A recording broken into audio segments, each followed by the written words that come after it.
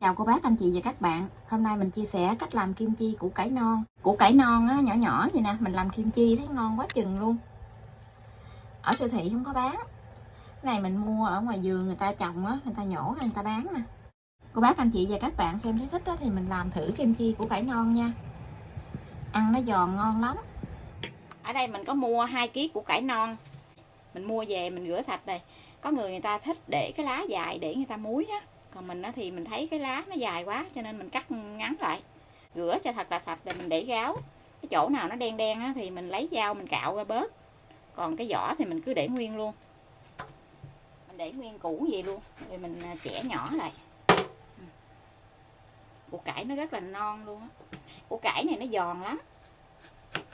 Củ cải bên Nhật nó không có bị cay. Thấy người ta ăn sống luôn á. Cái này thì mình chẻ ra làm 4 hoặc làm 6. Chẻ mình để nguyên dài gì luôn nè.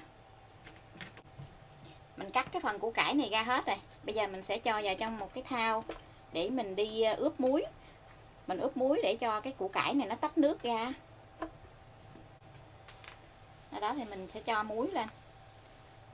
Mình rưới một lớp muối mỏng mỏng gì nè.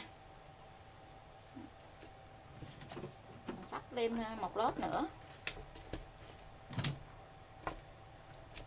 Cái phần này mình cho có khoảng chừng 50g muối à. 50 tới 70g muối là được rồi. Cứ một lớp củ cải, một lớp muối vậy đó. Cho nó tách nước ra tí xíu nữa mình rửa lại, không có sợ mặn đâu. Có mặn thì mình rửa lại. Muối này mình dùng muối bọt, ở bên này không có muối hột cho nên dùng muối bọt. Mình cứ rưới lớp muối, lớp củ cải lên gì. Đó. Rồi mình để ở đây khoảng chừng 2 tới 3 tiếng nha. Mình để cho cái nước củ cải nó tách ra. Một chút thì mình cứ loại mình lấy tay mình đảo đảo gì nè. Củ cải mình ngâm muối mấy tiếng luôn rồi nè. Bây giờ nó tách nước ra rất là nhiều luôn. Quá chừng nước luôn. Mà miếng cải nó mềm lại gì. Nó mềm, nó dẻo lại gì nè. Dẻo lại gì mình bẻ cong lại luôn. Là nó tách nước ra hết rồi đó. Rửa lại nha. Rửa tới khi mà nó không có còn cái mặn á. Mình rưới muối nhiều á cho nên cái miếng cải nó hơi mặn. Cô bác anh chị rửa củ cải này á, mình ăn thử miếng củ cải để coi có còn mặn không. Nó hết mặn thì mình hãy đem đi ướp gia vị nha. Củ cải mình đã rửa cho nó sạch rồi, mình để lên cho nó ráo nước. Để cho nó ráo nước tí xíu thì mình hãy trộn gia vị để mình làm kim chi á, thì ở đây mình có 30g ớt bột. Mình làm ớt bột gì nè, 30g chứ nhiều lắm. 100ml nước mắm, 30g bột nếp. Trong phần bột nếp này thì mình sẽ dùng là 300ml nước lạnh. Ở đây mình có nửa trái táo. Táo thì mình cắt ra từ miếng nhỏ tí xíu nữa dễ xay. Vài trái ớt sừng. Ớt sừng này không có cay, tí xíu nữa thì mình xay cho nó lấy màu á. Khoảng chừng 4-5 củ hành tím, 4-5 tép tỏi, một nắm tôm khô. Ở đây có hành lá với hẹ mình sắc khúc khoảng chừng 5-6 cọng vậy đó. 100g đường. Phần này thì mình sẽ đem đi xay nhuyễn ra nha. Sẽ cho 300ml nước lạnh vô trong chảo để mình đi khuấy cái phần bột. Bột này là 30g. Mình trộn cho nó tan ra để mình khuấy giống như là khuấy hồ vậy đó. Mình khuấy cho nó sánh lại vậy nè. Mình thấy cái bột nó trong là nó chín đó. Đấy, mình cho nước mắm vô. Nước mắm này là 100ml. Cái ớt bột này mình cũng cho vô luôn. Nó còn nóng cái nước bột này mình cho cái phần ớt này vô. Để vô gì á cho nó ra màu. Rồi mình cho đường vô luôn. Mình trộn lên để cho cái đường này nó tan ra. Nó sôi lại gì thì mình tắt bếp nha. Mình để cái ớt vô mình nấu gì nè, cái màu nó đẹp hơn là mình để ớt khô mình trộn. Mình cho tất cả cái phần này vào trong cối để mình xay nhuyễn ra. Nửa trái táo nè. Vậy hành tím khoảng chừng 4-5 củ. Tép tỏi cũng khoảng 4-5 tép. Một nắm tôm khô. Mình làm bằng tôm khô chứ không có mắm tép. Nếu như có mắm tép á, cô bác làm mắm tép á, ngon lắm. Với một nhánh gừng. Nhánh gừng nhỏ vậy đó. 3 trái ớt sừng. Ớt này không có cay, mình để vô để mình lấy màu cho nó đẹp. Hành lá với lại hẹ thì tí xíu nữa mình để vô mình trộn. Và mình xay nhuyễn cái phần này ra.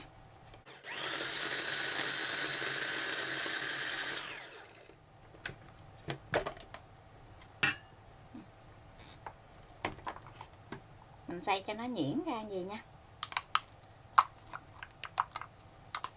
Tối này mình xay rau củ thích thiệt á. Quay có mấy vòng là nó nhuyễn ra hết trơn coi nè. Mình trộn hết cái phần mình xay nè, mình trộn vô trong cái nước sốt.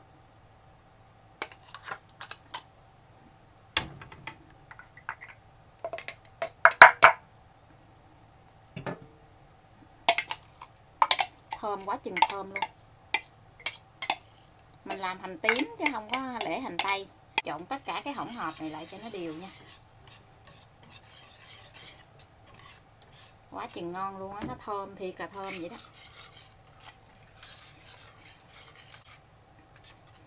Mình trộn xong lại gì nè, cô bác anh chị nếm thử coi cái nước sốt này nó vừa ăn không. Mình làm cho nó hơi mặn mặn ngọt ngọt á. Cái vị của kim chi á, cô bác anh chị mình nếm thử á, mình biết.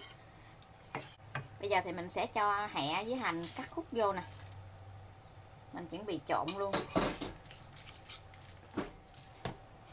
Mình cho củ cải vô trong cái thau gì nè, để mình trộn cái sốt này lại. Cô bác anh chị mình phải lấy cái bao tay để mình trộn nha. Chứ trộn bằng tay không á là nó cay lắm á. Mình lấy cái sốt nè, mình trộn vô trong củ cải.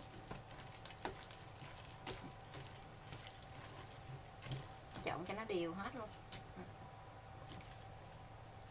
Cái sốt này rất là nhiều luôn, mình làm thấy nó nhiều sốt. Nhiều sốt ăn thấy nó ngon.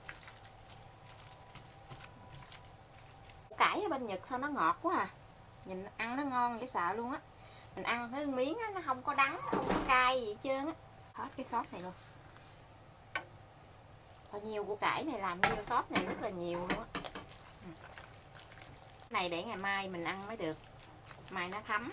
Giờ này thì mình làm thì là tối rồi nè. Ăn thử miếng sốt này ngon dễ sợ. Bây giờ thì mình sẽ đậy lại. Mình để ở ngoài phòng bếp thôi. Để gì ngày mai mình dỡ ra cho cô bác anh chị xem nha.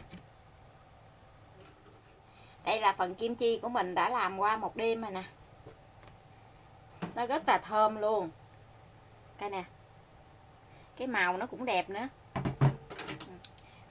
Mình để qua một đêm mà nó không có bị chảy nước nè. Rất là ngon luôn á.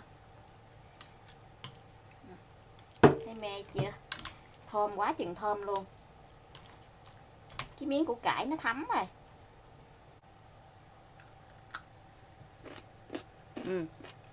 Nó giòn gụm luôn. Cái này mình ăn cơm hoặc là mình ăn với thịt nướng á, rất là ngon luôn á. Nó giòn. Đợt này mình làm gì nó không có cay. Lần trước á mình có để thêm ớt trái á, cho nên nó cay. Lần này á mình chỉ để ớt sừng thôi, chứ với ớt bột thôi, chứ không có để ớt trái, không có để ớt hiểm á.